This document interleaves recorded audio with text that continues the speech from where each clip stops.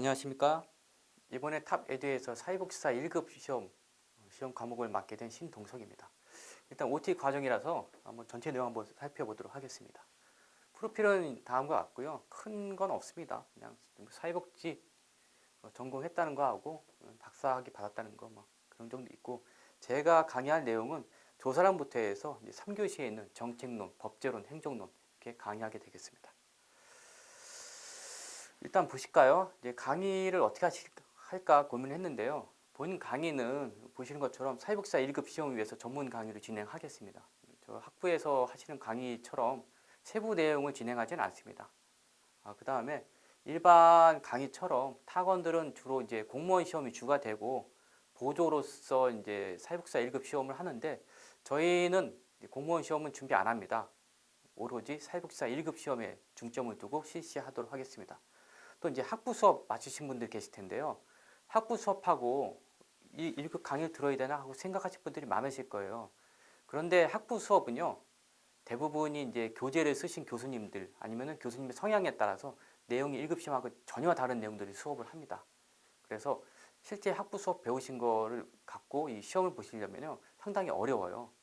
그래서 1급 시험은 한 번 정도 꼭 강의를 듣고 시험을 치르셔야 좀 더 유리하다고 하실 수 있습니다. 자, 그 다음에 저희는 이제 최근 5년간 기출 문제를 분석해서요, 출제 경향까지 분석해서 이제 시험 이론서 이론할 때 같이 핵심적으로 다루도록 하겠습니다. 왜 그러냐면요, 과거에는 여기 보신 것처럼 강조했던 시험 문제가 있어요. 그런데 이게 지금에서는 거의 다루지 않는 문제들이 있습니다. 그래서 과거 시험은 참고는 하지만 굳이 그렇게 강조는 안 하고요. 최근 5년 동안 출제된 시험 문제를 갖고 이 부분이 강조되는구나 해서 수업 시간에 많이 강조해서 더 자세히 설명드리도록 하겠습니다. 그리고 또 핵심 내용 반복 학습을 통해서요, 여러분들 기본서 하고 그다음 기본서 끝나면 기출문제 해설해 드릴 겁니다. 그 내용을 가지고 여러분들이 쉽게 이해하실 수 있도록 도와드릴 거고요. 그 다음에 요약 강의 같은 경우에는 실질적으로 시험 시간, 쉬는 시간 한 15분 정도 드립니다. 그때 한번 쭉 읽고 들어가서 보실 수 있을 정도로 압축해서 강의를 해 드릴 겁니다. 자, 이제 본론 들어가서요. 시험 시간 보시면 이제 처음 보시는 분도 있을 거예요. 뭐 1교시, 2교시, 3교시가 있죠. 저희가 얘기하는 일반적인 과목은 뭐 8과목이라고 얘기하는데, 실제적으로 시험 볼 때는 3과목으로 구분을 합니다. 그래서 1교시는 1과목은 사회복지 기초, 2과목은 실천, 3교시 3과목은 정책과 제도, 이렇게 시험을 보고요. 세부 영역은 저희가 이제 8과목이라고 그러죠. 그 과목을 이제 세부적으로 나눠서 시험을 봅니다. 입시 시간은 9시인데요. 9시 조금 늦어서 들어가셔서 큰 문제는 없어요. 시험 시간은 보시는 바와 같습니다. 총 제 과목 200문항 시험 보도록 되어 있습니다. 자세히 볼까요? 시험 구성은 아까 표에서 보신 것과 같고요. 문제 수는 200문제, 배점은 1문제당 1점입니다. 총점은 200점으로 하고요. 합격선이 있습니다. 오지선다형이긴 한데, 합격선 같은 경우에는 각 과목별로, 그러니까 1교시 과목을 1과목이라고 그러죠. 그게 40점 이상 받아야 과락이 없습니다. 과락을 하시면 2, 3교시 100점 맞으셔도요, 불합격입니다. 그래서 과락이 하지 않도록 40점 이상 맞으셔야 되는데, 이제 문항수로 보시면 1교시는 20문항, 2, 3교시는 30문항 이상 맞으시면 일단 과락은 면합니다. 그 다음은 이제 평균 점수로 가죠. 그래서 전 과목 60점 이상, 60% 이상, 그래서 200문제 중에서 120문제 맞추시면 합격입니다. 이렇게 판단하시면 되고요. 문항당 1분씩 소요되는데요. 실질적으로 마킹하는 시간 빼면요, 50초입니다. 많이 길어진 거예요. 저희 시험 볼 때는요, 한 문항당 50초 줬고요. 그 다음에 과목 각 영역별로 30문항씩 나왔었습니다. 그때에 비하면 많이 줄어든 거죠.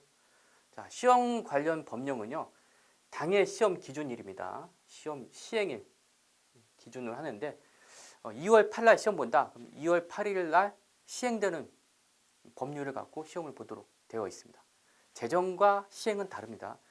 2월 1일 날 제정이 됐다 하더라도 시행은 6월 달에 시행됩니다. 즉 보통 4개월에서 6개월 정도 텀을 주거든요, 시행할 때는. 그래서 시행일 기준을 보니까 그거 좀 참고하시고요. 이건 이제 법제련에서 많이 참고할 텐데, 국가법령정보센터에서 많이 법을 참고하시면 되겠습니다. 실무 가실 때도요, 이 사이트는 많이 참고하셔야 돼요. 왜? 최신 법이 바뀐 내용, 왜 바뀌었는지, 법의 역사 이런 거 다 여기 기록되어 있습니다.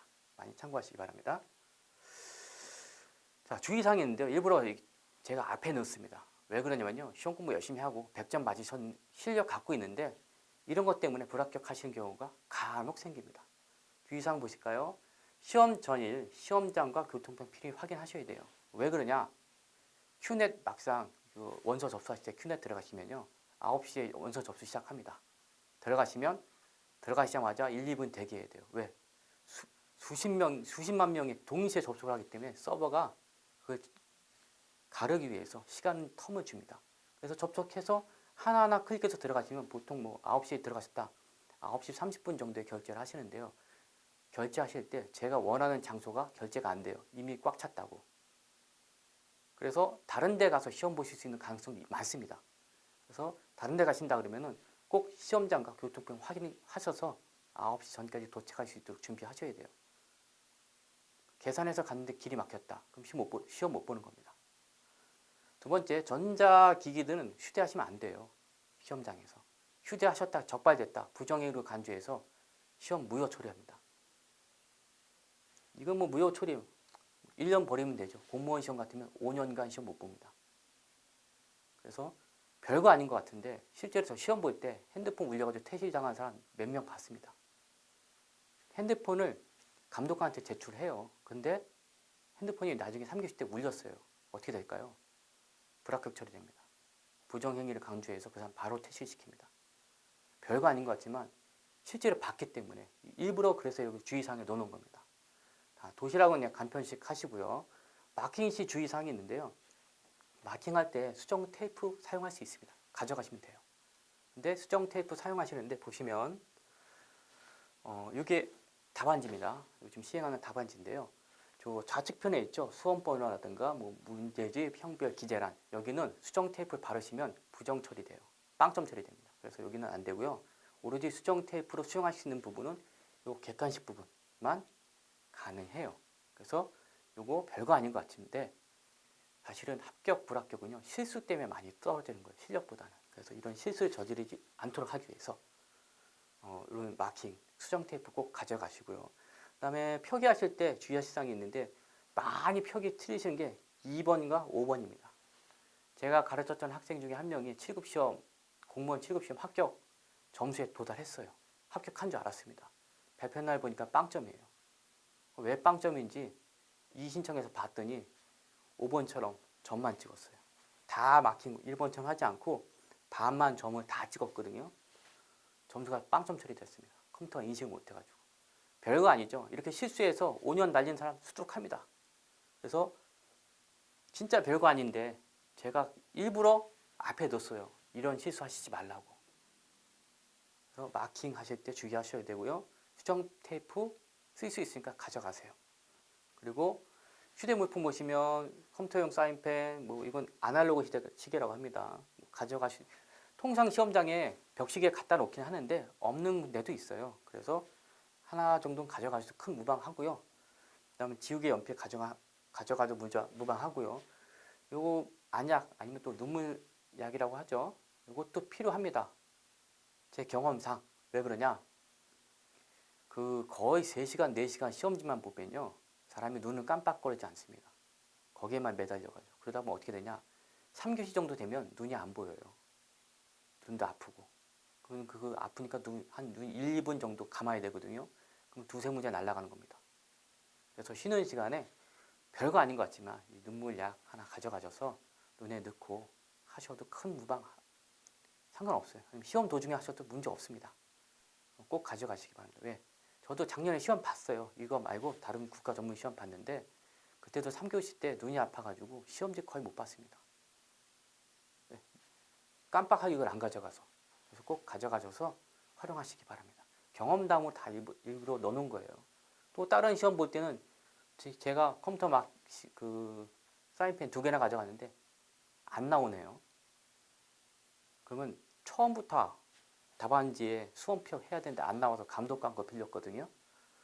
그 다음부터는 제정신 아닙니다. 왜? 초조해서. 그래서 별거 아닌 것 같은데 그 별게 아닌 게 저한테는 엄청난 타격을 줘요. 그래서 꼭 이런 거 준비하시기 바랍니다. 왜? 시험 공부 열심히 해서 합격 점수 다 나왔는데 불구하고 이런 사소한 것 때문에 불합격하는 게 한 5% 정도 돼요. 특히 나이 드신 분들은 더 심합니다. 그래서 이런 거 꼭 챙기시기 바랍니다. 자, 과목별 출제 경향을 한번 설명드릴 텐데요. 이거 보시면 여기 보시면 인간 행동과 사회 환경 이게 뭐냐 예시를 들어놨긴 한데 이게 큐넷에서 인간 행동과 사회 환경 시험은 시험 범위는 이렇게 돼요 하고 게시해 놓은 겁니다.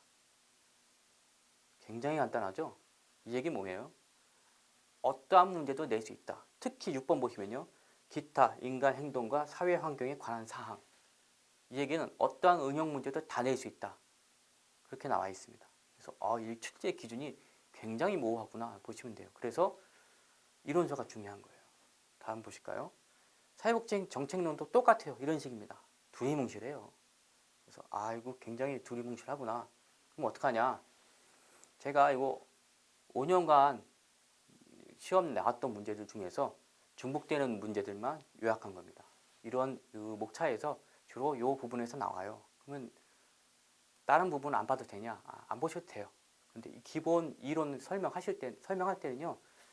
시험에 나올 만한데 아니면 기존에 좀 중요하다. 전체 흐름을 이해하는 데 중요하다 하는 부분은 이렇게 이제 다 정리해서 설명해 드릴 텐데요. 특히 이 부분들은 시험에 나왔었으니까 이런 식으로 나왔으니까 한 번 더 보세요라고 설명해 드릴 겁니다. 보시면 뭐 3번 내지 4번 나온 거는 이제 색깔 넣고요. 나머지는 이제 안 넣는데요. 5년 동안 나왔던 문제들이에요.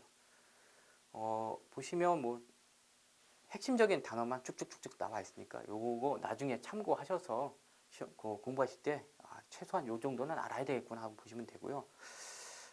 이제 아까도 설명드렸지만 6번 같은 경우는 단일 사례 설계 있죠. 이건 최근에 나오는 시험 유형입니다. 과거에는 AB형 아니면 뭐 BAB형 이렇게 주가 나왔는데 요즘은 거의 안 나와요. 5년 동안 대입효과에서 A, B, C, D형이나 복수기초선 이 정도 수준만 나왔으니까 전체는 설명드리지만 나중에 공부하실 때는 여기를 조금 더 핵심적으로 공부를 해주십시오 하고 이제 써놓았습니다. 또 볼까요? 요즘은 이제 또 다른 게 뭐가 있냐면요. 이제 기타란 보시면 통계 종합 문제 있죠. 종합적으로 혼합해서 내는 문제가 많습니다. 요거는 이제 단편적으로 물어보는 거예요. 이런 문항들은 척도 어떻게 구분됐냐, 설문지 할 때 어떻게 작성을 하냐, 내용 분석이란 건 무엇이냐 이렇게 단편적으로 물어보는데 종합 문제에서는 이걸 다 합쳐서 시험 문제 냅니다. 그러니까 문항 하나하나가 각 장에서 하나씩 따가지고 문제를 내요. 그런 문제가 많기 때문에 전체 흐름을 다 이해하셔야 돼요. 딱딱딱 끊는 것보다는 전체 흐름을 이해하시고 그 다음에 이렇게 핵심적인 내용을 공부하시는 것이 훨씬 좋다. 그다음 통계는 과거에는 문제가 하나 나왔습니다. 하나. 근데 요즘 어떻게 나오냐?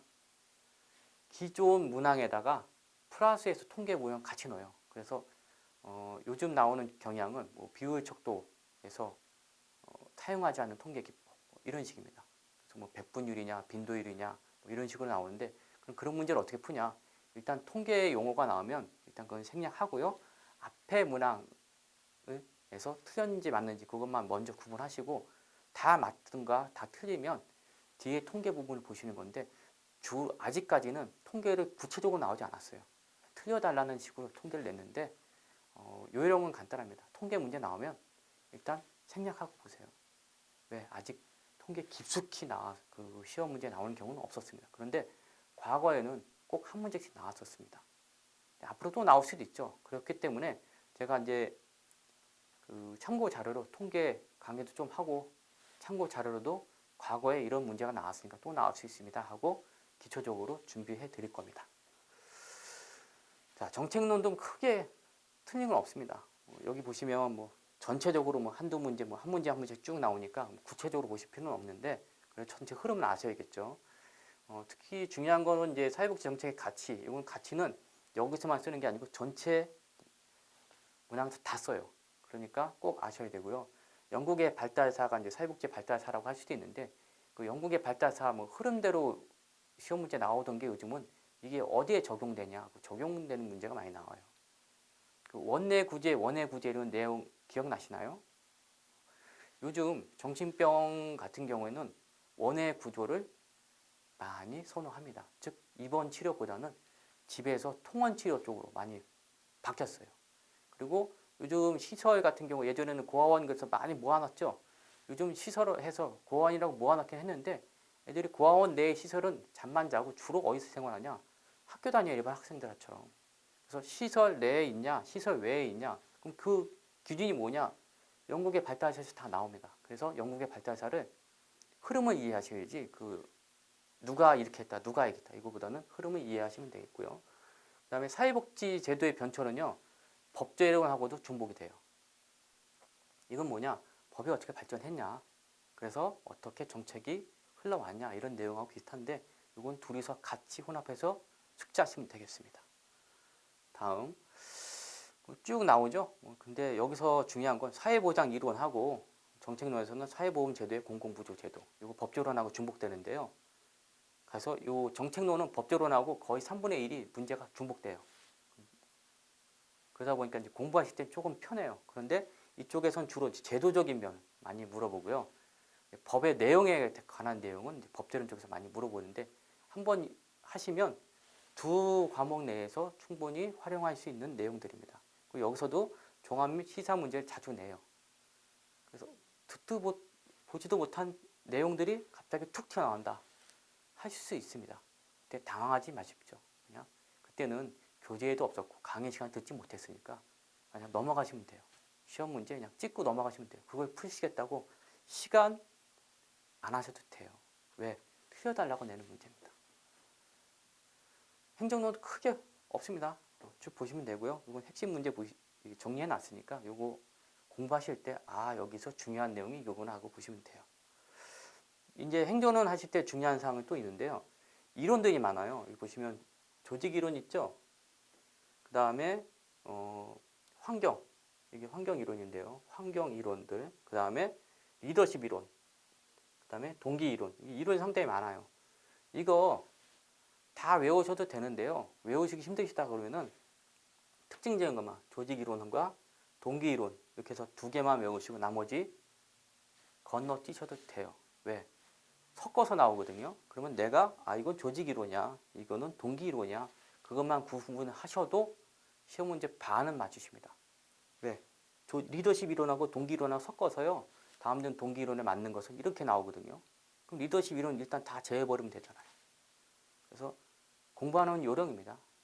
너무 스킵을 말씀드리는 건데 그렇게 이제 공부하시면 돼요. 다 이론 외우시겠다. 힘듭니다. 그럴 때는 딱 두 개만 외우시고 나머지는 이거 다른 문제구나 보시면 돼요. 행정은 어려운 건 없습니다. 보시면 되고 여기서도 전체 종합 문제가 나오는데요. 종합 문제도 요즘 새롭게 도입된 제도에 대해서 문제를 많이 내는 편인데 그것도 시사성 문제들이 많이 나와요. 어렵게 안 나옵니다. 그래서 시사성으로 이제 보시면 돼요. 행정론도 이제 법제론하고 그다음에 정책론하고 중복되는 내용들이 의외로 많습니다. 특히 욕구조사 평가 있죠. 이건 조선원에서 같이 응용돼서 두 군데서 같이 나와요. 그렇게 보시면 돼요. 예산 같은 경우에는 나오는 내용이 뻔합니다. 그래서 예산도 준 예산만 17회, 18회 나왔는데 다음에는 첨부 서류도 나올 수 있죠. 그렇게 보시면 되겠습니다. 자, 법제론도 사회보장 기본법하고 사회복지 사업법에서 주로 나오는데 이건 뭐 정책론에서 내용과 거의 유사합니다. 여기서 이제 세부적인 내용을 물어보고요. 이론적인 거는 정책론에서 물어봅니다. 여기서도 그다음에 사회보험법과 공공부조법 이렇게 있는데 여기서 이제 가입자의 종류가 의외로 많이 나오거든요. 이것도 가입자의 종류가 다양하니까 건강보험하고 그다음에 국민연금 가입자가 있다. 그럼 국민연금만 외우시고 산재와 고용이 있다. 그러면 고용이나 산재 중에 하나 외우시고 이렇게 하시면 돼요. 그럼 요령입니다. 다 아시는 것도 중요한데 나중에 읽다 보시면요. 워낙 많으니까 헷갈려요. 그럴 때는 요령으로 두 개 보험만 외우시면 되겠더라. 이렇게 보시면 되고요. 5대 보험 써놨는데 사실은 교재는 다 4대 보험으로 되어 있죠. 근데 기토노령 장기요양보험 있죠. 장기요양보험이 건강보험하고 같이 수술은 받아요. 보험은 받는데 제도는 서로 다르게 운용을 합니다. 그래서 장기요양보험도 이제 보험, 5대 보험에 들어간다고 보시면 돼요. 보시면 되고요. 나머지는 뭐 이런 게 나오더라. 그리고 그 뒤에 나오는 문제들은 뭐 한 문제씩 나오는데 주로 이렇게 나왔습니다. 요 아동 후견인이라든가 신고 절차, 뭐 인식 개선, 뭐 이사회 구성 이렇게 나왔고요. 자원봉사법이 두세 문제 나온 게 아니고요. 자원봉사법은 해마다 한 문제 정도 가끔 나오는데요. 이거는 왜 나오냐? 이게 사회복지 쪽에서 다루는 게 아니고 사상은 사회복지 쪽이 맞는데 시행은 행정안전부에서 시행을 해요. 조직 운영도 그렇고 그러다 보니까 조금 다르긴 한데 그 사상에 대해서 많이 나옵니다. 그래서 어떻게 적용이 되는가, 어떤 사상을 갖고 있는가 이런 거 좀 보시면 돼요. 특색 있게. 나머지는 법은 상당히 양이 많은데 거기서 나오는 부분은 딱 이렇게 세 군데, 두 군데 정도로 압축되더라. 이렇게 해보시면 되겠습니다. 자, 이제 합격을 하기 위해서는 그러면 어떻게 해야 되냐? 일단 합격률 추이 보실까요? 2015년에 보시면 31.6%, 2016년에 합격자가 많았죠? 47%. 많다 보니까 떨어뜨립니다. 2017년 그래서 문제가 굉장히 어려웠습니다. 즉 교재에도 안 나왔고 일반적인 강의에도 안 하는 뭐 전혀 다른 문제들 이런 문제들 많이 내서 많이 떨어뜨렸어요. 왜 그러냐? 합격률을 30% 선에 맞춰야 됩니다. 국가 전문인 시험은 암묵적으로 돼 있어요. 그러다 보니까 그 수준에 맞추더라. 근데 문제는 보시면 어렵지 않습니다. 어렵지 않은데 그럼 왜 이렇게 합격률이 낮냐? 오지선다형이고 과목이 그 영역 8개 영역을 다르다 보니까 사람들이 초반에 불안해해요. 그러다 보니까 공부하시다가 포기하시는 분들, 그 다음에 시험 아예 응시 안 하시는 분들, 원서만 내고 응시 안 하시는 분들이 20%가 넘습니다.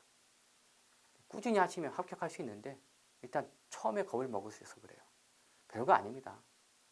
저도 뭐 국가 자격 시험 이것저것 많이 봐봤는데 중급 수준밖에 안 돼요.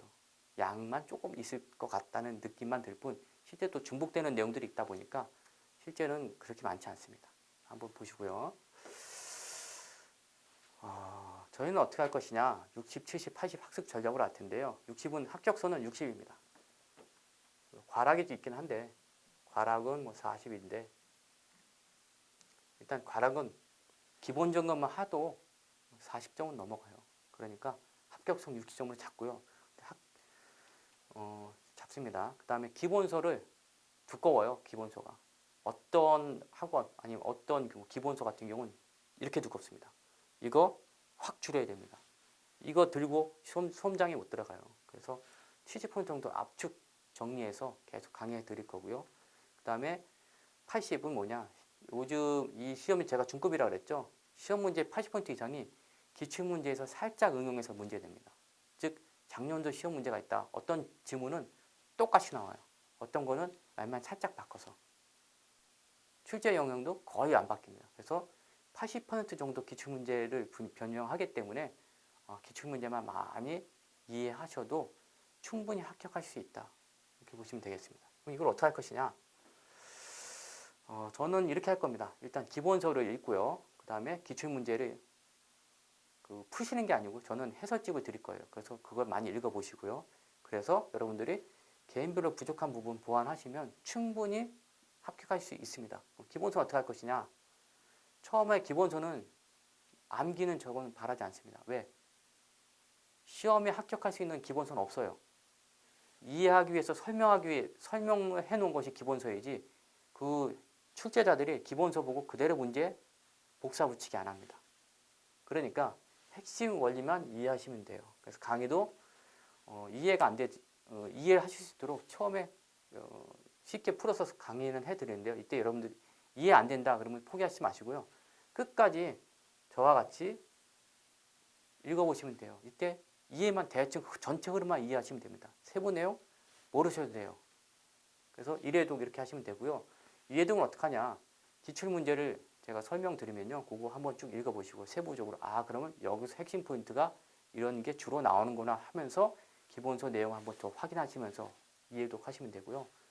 부족하다 그럼 그때 한번 더 보시면서 3회독 하셔서 기본서 70%를 압축하시면 돼요. 어려운 거 없습니다. 그 다음 기본서 같은 경우도 제가 풀라고 하지 않죠. 읽으라 그럽니다. 왜 그러냐? 푸시면 시간 굉장히 오래 걸려요. 그 200문제 푸시는데 하루 걸립니다. 하루. 아직 그 처음에 공부하실 때 그렇게 푸시지 마시고요. 여러 번 읽으십시오. 그 하루 시간에 3번 읽으실 수 있는 시간이 돼요. 그러니까 여러 번 읽으시면 자동으로 암기됩니다. 핵심적인 내용이. 그러니까 해설집 보시고 주요 내용 파악하셔가지고 여러 번 읽어보세요. 그리고 책은 반복되는 게 이런 식으로 반복되는구나 보시면 됩니다. 그리고 기출문제 뭐 3회, 뭐 해설집 같은 경우는 5년치를 드릴 건데요. 이 한 번 정도 문제 나왔다. 그럼 안 보셔도 돼요. 왜? 다시는 안 내고 어쩌다 틀려달라고 내는 문제들이 나옵니다. 실제적으로 18회 때 어떤 문제가 나왔냐면 기초수급 대상자들 생계급여 계산하세요. 이렇게 문제가 나왔습니다. 그게 10회인가 11회 때 한번 나왔던 문제거든요. 살짝 변형해서 냈는데 그거는 해당 공무원도 잘 몰라요. 왜? 요즘 자동으로 계산되기 때문에. 근데 그 수기로 계산해서 이 정도 나옵니다라고 문제를 냈습니다. 그런 거 안 푸셔도 돼요. 실생활에 아무런 도움 안 됩니다. 그냥 틀려달라고 낸 문제니까 그냥 틀려주시면 돼요. 왜? 저희는 80% 선에서 그 다음에 60점만 맞으면 되지 100점 맞으려고 그런 세부적인 것까지 외우실 필요는 없습니다. 그리고 기출문제 다 읽으신다면요. 개인별로 부족한 부분 본인이 스스로 공부하셔야 돼요. 제가 여기까지는 도와드려요. 여기까지는 도와드립니다. 공부는 여러분들 하시는 거예요. 여러분들이. 수험생들이. 저는 공부할 수 있도록 바탕만 마련해 드리는 거예요. 나머지는 본인이 부족하다. 그러면 이거 기출문제 읽으시고 기출문제 읽으시고 기본서 다 들으신 다음에 내가 좀 부족했는데 그러면 본인 스스로 정리하셔야 돼요. 그래서 기본 자료 드릴 때도 보강 자료 드릴 때도 제가 일부러 한글로 드릴 거예요. 왜? 본인이 편집해서 쓰시라고. 다른 데처럼 PDF로 해서 뭐 여러분들 뭐 출력만 쓰세요. 아닙니다. 저는 한글로 드릴 겁니다. 그러면 그거 갖고 여러분들이 편집해서 본인의 노트를 만드시면 돼요. 그렇게 공부하시면 되겠고요. 자, 강의 커리큘럼은 어떻게 되냐? 일반적인 학원은 뭐 1년 과정이라고 했는데 보통 기본서, 문제집, 요약집, 기출문제, 모의고사 이렇게 해서 시험장까지 가시는데 이렇게 하시면요. 학원 입장에서는 좋죠. 수입이 많으니까. 그런데 수험생 입장에서는 굉장히 어렵습니다. 스트레스를 많이 받아요. 1년 동안. 그리고 시험 가까워지면요. 초조해집니다. 이 많은 책을 다 했는데 언제 또 보지? 그렇게 보실 필요 없어요. 6개월 과정에서는 뭐 기본서, 문제풀이, 요약 강의, 뭐 테마, 특강 이렇게 하시는데 사실 요약 강의나 테마, 특강이나 똑같은 내용입니다. 말만 살짝 바꾼 거예요. 그렇게 해서 공부하실 필요는 없고요. 저희는 어떻게 하냐? 그냥 2개월로 딱 줄였습니다. 그래서 기본서 먼저 강의하고요. 기본서도 암기 위주로 안 합니다. 이해할 수 있도록 그 기출문제하고 출제 경향 바탕으로 해서요. 이해 위주로 해서 기본서 강의하고요. 그 다음에 기출문제 해설해 드리는데 3년치 해설해 드릴 거예요. 그렇지만 해설집은 5년치 드릴 겁니다. 그래야 여러분들이 출제 경향을 파악할 수 있고요. 기출 해설집 같은 경우도 주로 여러분들이 이해할 수 있도록 해드릴 겁니다. 그래서 보시면 해설집 같은 경우는 5년간 기출문제하고 해설집 배포해 드리고요. 이 문제 갖고 제가 핵심적인 요약은 다 여기서 넣습니다. 그래서 나중에 이론서 보시고 기출문제만 보시면 다시 이론서 보실 필요 없도록, 즉 기출 해설집만 보시면 이미 요약집 다 하셨다는 느낌 가질 수 있도록 자세하게 넣어놓을 겁니다. 그렇게 해서 보시면 되고요. 핵심 요약은 그 중에서도 최근 5년 동안 출제된 영역만 또 압축해서 드릴 건데 이거는 요약 강의용보다는 실질적으로 시험장에서 쉬는 시간에 한번 쭉 읽어보시고 바로 시험에 들어갈 수 있도록 요약해서 드릴 거예요. 법제론 같은 경우는 일부러 법제를 많이 넣어놨어요. 읽어보시면서 거기서 요약하시라고. 그러면서 한 번 더 공부하시라고. 법제론 되게 어려워하시거든요. 근데 법제론 의외로 쉽습니다. 왜? 응용해서 낼 수 있는 문제가 거의 없거든요. 그래서 핵심 요약 이렇게 보시면 되겠습니다. 그리고 나머지는 여러분들이 스스로 공부하셔야 돼요. 그래서 제공 자료 한글로 드리면 자신들이 스스로 오답 노트 정리하시고요. 일단 부족하다고 그러시면 거기다 조금 더 수정하시면 돼요. 그렇게 해서 드릴 거고요. 시험 5일 전에는 뭐 모의고사나 기존 기출문제 본시험 예행연습하라고 제가 써놨는데 이건 뭐냐? 틀리든 맞든 그게 중요한 게 아닙니다. 왜 그랬냐? 시험 5일 전에 실제 시험에 대한 그 시간에 따라서 한번 문제를 풀어보세요. 이때 틀리는 걸 맞는 게 중요한 게 아니고 제가 시간대에 문제를 풀 수 있구나. 아, 이렇게 되면 이런 문제를 풀 때 내가 이렇게 해서 실수하는구나. 실수를 만회하기 위해서 가는 것이지 이때는 뭐 맞다, 합격했다, 불합격했다. 이게 중요한 게 아니에요. 실수를 만회하기 위해서 실수를 하지 않는 방법으로 어떻게 본인이 찾을 것인가. 이거 예행 연습하라는 그 내용입니다. 그래서 개인별 정리하실 때 반드시 예행 연습 한 번 정도 하셔야 돼요. 대부분은 실수해서 틀리시는 거예요. 이미 기본서 강의했죠. 기출문제 해서 해설집 다 드리죠. 그리고 요약집 해서 핵심적인 내용까지 또 드려요. 근데도 틀리시는 분들은 뭐냐? 실수하는 겁니다. 실수. 다음 중 틀린 문장을 찾으시고 그랬는데 맞는 문장 체크해가지고 답안지에 맞는 문장으로 마킹. 아니면 내용 자체를 잘 이해 못했다. 아니면 틀려달라고 낸 문제인데 거기에 2, 3분씩 투자해가지고 열심히 틀려주시는 분들 이런 거 막기 위해서 한번 예행 연습 하시라고 해서 기본 문제, 기출문제, 과거 뭐 10회라든가 11회 기출문제 받으셔가지고 한번 풀어보세요. 이때 시간 체크하시는 게 더 중요한 겁니다. 그래서 저는 다 이제 공부 요령 다 말씀드렸는데요. 여러분들 합격 응원해 드립니다. 그리고 저희 강의 열심히 들으시면요. 누구나 합격할 수 있도록 쉽게 설명해 드리고요. 말로만 돼 있어서 이해하기 어려운 거 그림으로 그려서 설명해 드릴 겁니다. 열심히 공부하셔서 꼭 합격하시기 바랍니다. 감사합니다.